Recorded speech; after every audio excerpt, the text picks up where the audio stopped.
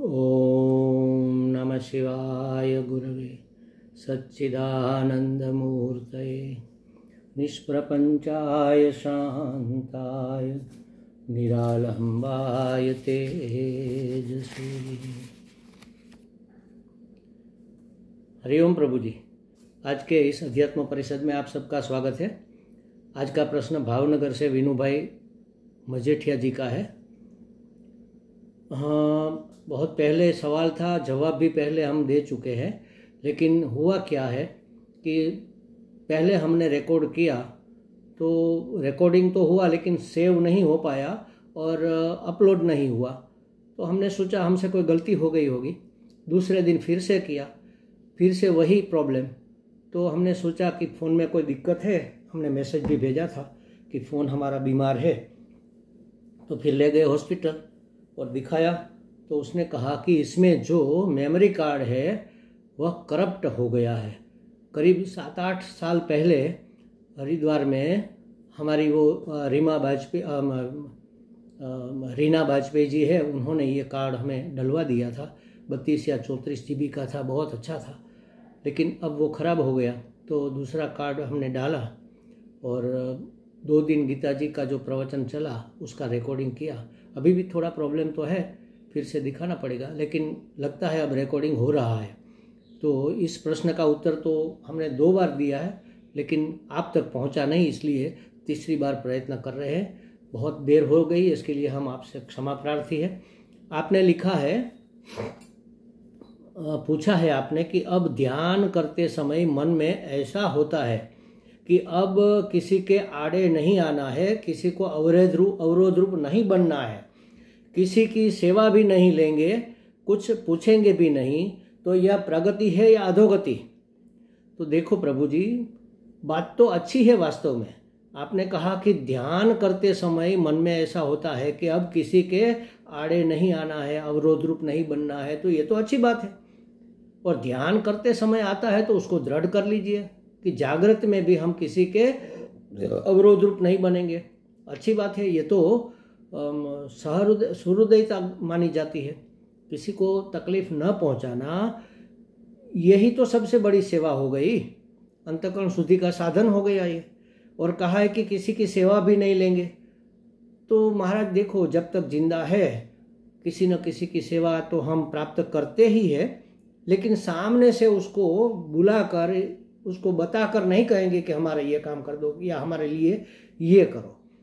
हवा चलती है तो हमें ठंडक होती है, तो ये उसकी सेवा हम ले ही रहे हैं, सूर्य की गर्मी ले ही रहे हैं, और समाज का सपोर्ट हमें मिल ही रहा है, पंच महाभूतों की सेवा हमें मिल ही रही है। तो सामने से जो मिल रहा है उसको मिलने देंगे, लेकिन मांग कर नहीं लेंगे। ये बहुत बड़ा और बहुत अच्छा संकल्प है। लेकिन इसका मतलब ये नहीं है कि हम किसी की सेवा नहीं करेंगे। नहीं करेंगे माने जानबूझकर सेवा करने के लिए निकल नहीं पड़ेंगे, लेकिन जो सामने आ जाए वो हम कर देंगे। तो ऐसा अगर भाव है तो ये तो प्रगति ही मानी जाएगी ना, अधोगति कहाँ से हो गई? ये तो बहुत अच्छी बात है। और कुछ पूछेंगे भी नहीं। मैं इस बात को आपकी इस बात को ऐसे समझता हूँ कि आप किसी से कोई अपेक्षा नहीं रखेंगे कि भाई मेरा ये काम अब तक क्यों नहीं हुआ, आपने मेरे लिए क्या किया। या तो मार्गदर्शन लेने के लिए तो हम गुरुजनों को, संत जनों को, शास्त्र को पूछते ही रहते हैं, पूछना भी चाहिए। इस अर्थ में पूछना न पूछना अच्छी बात नहीं है, लेकिन किसी सामाजिक व्यवहार सत्ता के लिए हम किसी को कुछ नहीं पूछेंगे। जैसे समझो कि अभी हमारा सत्संग चल रहा है और बाहर कोई आवाज आ रही तो हम पूछ रहे क्या हो रहा, वहां पर क्या हुआ। तो ऐसी जिज्ञासा हम नहीं करेंगे, शास्त्र जिज्ञासा करेंगे, ब्रह्म जिज्ञासा करेंगे। तो ये उत्कृष्ट गति है, अधोगति नहीं है, ये प्रगति है, बिल्कुल ही प्रगति है। अच्छी बात है। आपको अगर एकांत और मौन, इसका अर्थ यही है, एकांत और मौन अच्छा लगने लगा है तो इससे और अच्छी स्थिति हो नहीं सकती शुरू की। देखो, हमारे शास्त्र में जीवन मुक्ति या विदेह मुक्ति तक ज्ञान प्राप्त करना, ब्रह्मात्म ऐक्यात्म अनुभव करना, ये अंतिम चरण है। ज्ञान की 7वीं भूमिका तक ज्ञान जाता है। तो 7 भूमिका है ज्ञान की। 7 भूमिका माने 7 चरण कह लो, 7 स्टेप्स कह लो, लेवल कह लो 7। तो पहला लेवल वहाँ पर शुभेच्छा माना गया है। शुभेच्छा माने मुक्त होने की इच्छा, या तो ब्रह्म को जानने की इच्छा, या तो आत्म तत्व को पहचानने की इच्छा होना, अखंड एक रस आनंद में अवस्थित होना है, ऐसी इच्छा होना, इसको शुभेच्छा कहते हैं।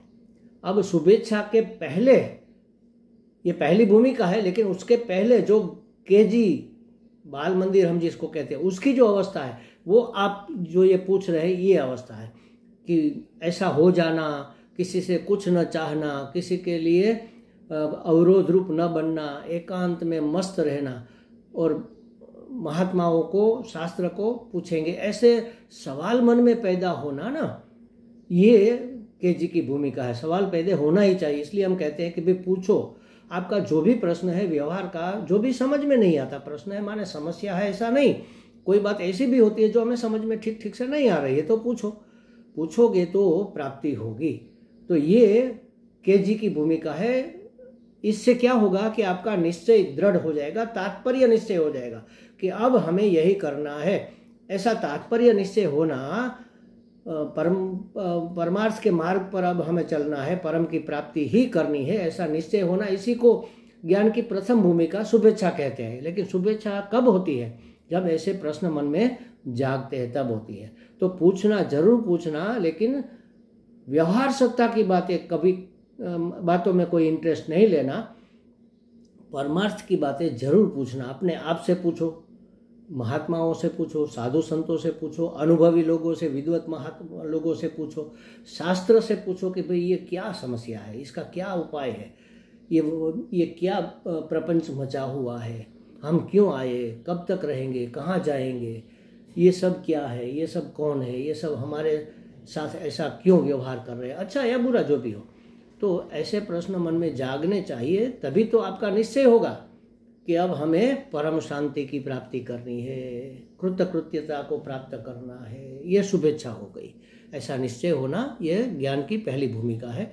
तो पहली भूमिका प्राप्त करने के लिए जो आवश्यक अधिकारित्व चाहिए, वह आपने जो पूछा है, इस वस्तु से हमें मिलता है। तो ये तो आपकी प्रगति ही मानी जाएगी, कोई अधोगति नहीं है महाराज, इसमें कोई चिंता की बात नहीं है। जरूर आप एकांत सेवन करो, व्यवहारिक और सांसारिक बातों में कम से कम रुचि लो, रुचि ही न लो, कम से कम हिस्सेदारी अपनी कम कर दो। रुचि नहीं होनी चाहिए, करना पड़ता है तो कर रहे हैं, आवश्यक है तो कर रहे हैं, लेकिन उसमें हमारी कोई रुचि नहीं है। इस प्रकार से एकांत और मन से भी मौन हो जाओ, एकमात्र परमात्मा चिंतन में रत रहो, ब्रह्म चिंतन में रत रहो, अपने अखंड एक रस आनंद को अक्षुण्ण बनाए रखो, उसमें कोई विक्षेप न होने देना। बस यही तो प्रगति की पहली सीढ़ी है, तभी तो हम आगे बढ़ पाएंगे। उलझे रहेंगे इस संसार की समस्याओं में, इस संसार के मनोरंजन में, इस संसार के विषयों के भोग और रस और संग्रह में, तो कब आगे बढ़ेंगे? तो अच्छी बात है, ऐसी भावना, ऐसी इच्छा होनी चाहिए। तो हम तो आपको अभिनंदन देंगे कि अगर आपको ऐसी इच्छा होती है तो इसमें आगे बढ़िए।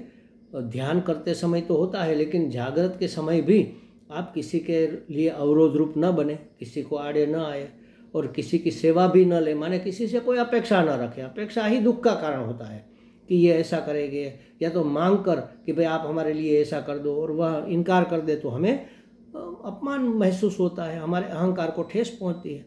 तो किसी की सेवा नहीं लेंगे, लेकिन जो सहज प्राप्त हो रही है उसका इनकार भी नहीं करेंगे। हम हवा नहीं लेंगे तो मर जाएंगे, हम भोजन नहीं लेंगे तो शरीर टिका नहीं पाएंगे।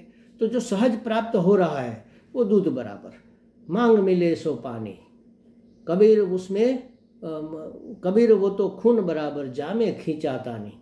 मांग कर जबरदस्ती किसी की सेवा, चलो हमारे लिए ये काम कर दो, ये तो बहुत बुरी बात है। ऐसी कठोरता तो हम स्वीकार ही नहीं कर सकते। तो किसी की सेवा नहीं लेना मांग कर, लेकिन सहज जो प्राप्त हो रही है, घर में है तो माता पिता पत्नी जो भी है हमारे लिए रसोई बनाती है, तो उसकी सेवा तो हम ले ही रहे हैं।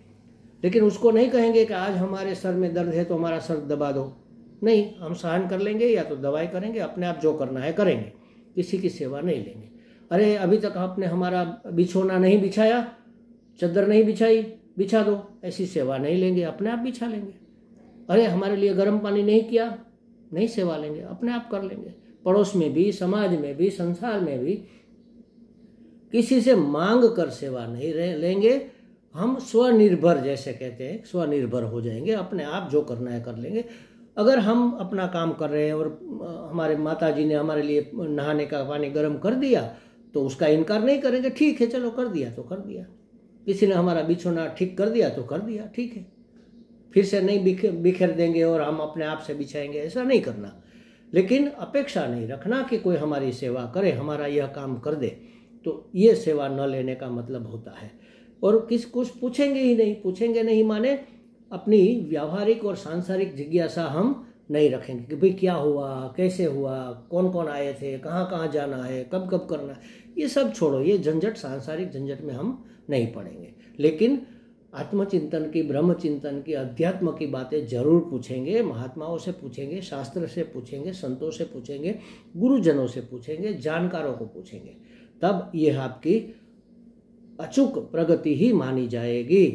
हमें लगता है विनू भाई जी को कुछ स्पष्टता हो गई होगी। हरि ओम।